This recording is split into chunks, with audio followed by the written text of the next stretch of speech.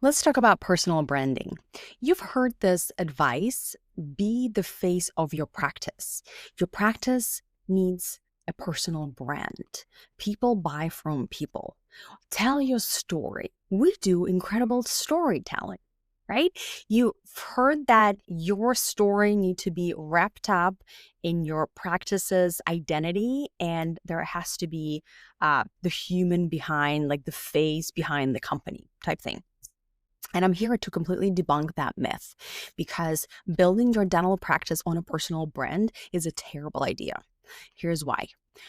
Although it's true that humans buy from humans, we don't buy from other companies, right? There has to be a human connection. There has to be trust in the consultation room in order for the patient to convert. And there needs to be a connection develop, a relationship in order for the lead from the internet or from the street to become actually a new patient.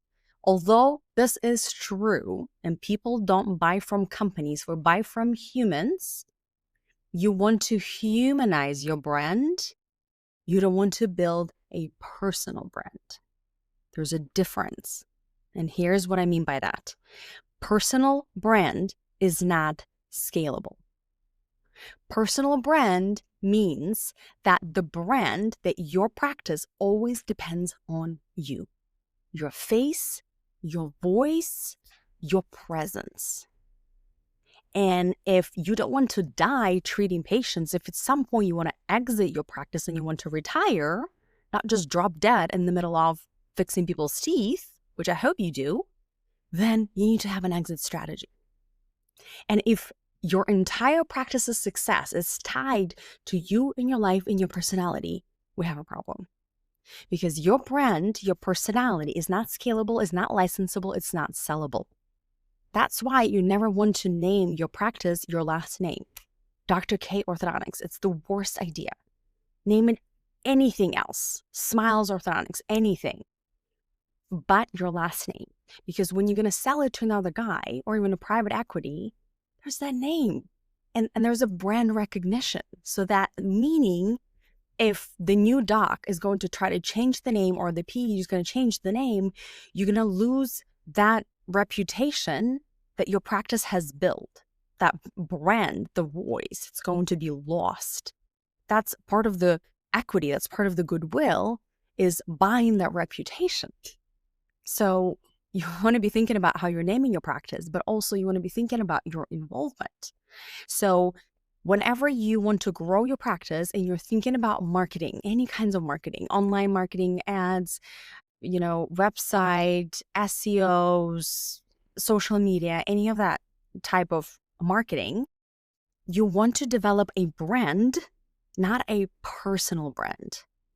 And whenever you're talking to marketing agencies and they're trying to pull out this initial information from you, learn everything about your practice, the reason why they're doing it is because the goal of marketing is to separate you from other people. The goal of marketing is to make you stand out so that you're not feeding the noise, so that you are stopping the scroll. You're bringing attention to potential patients.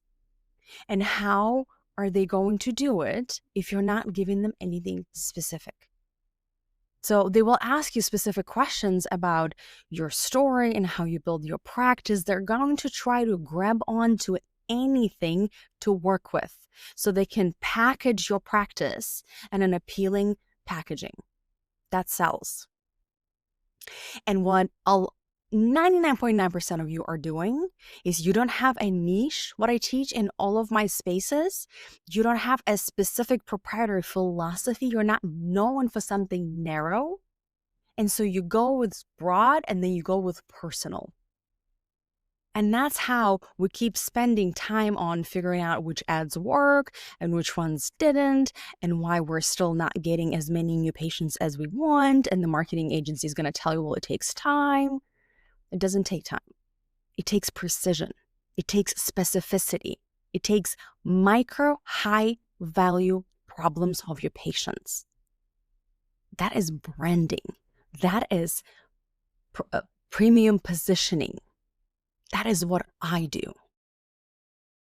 So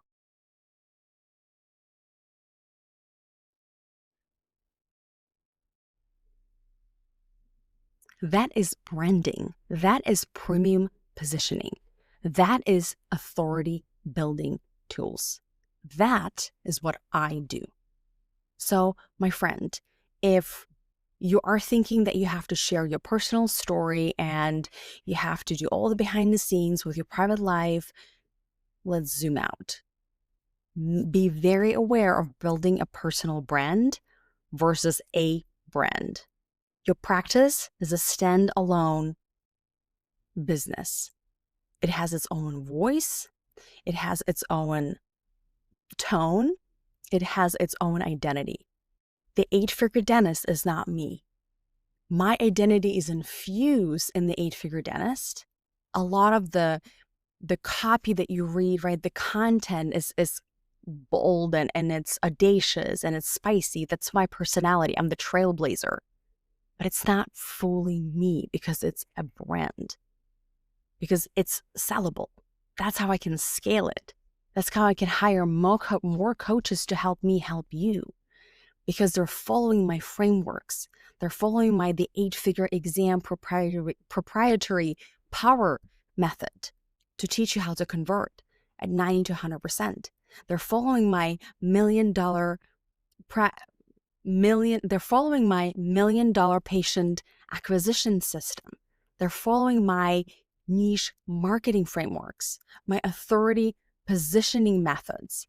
I have methodology behind what I do. That's what's scalable, not just my personality and my likability and my energy and whatnot. And I want you to remember the same thing for yourself. When you are going into marketing your practice and you want to grow your practice and you're going to think of how to market it, make sure to remove yourself from it. Be part of it, humanize the brand, do not develop a personal brand. You're welcome.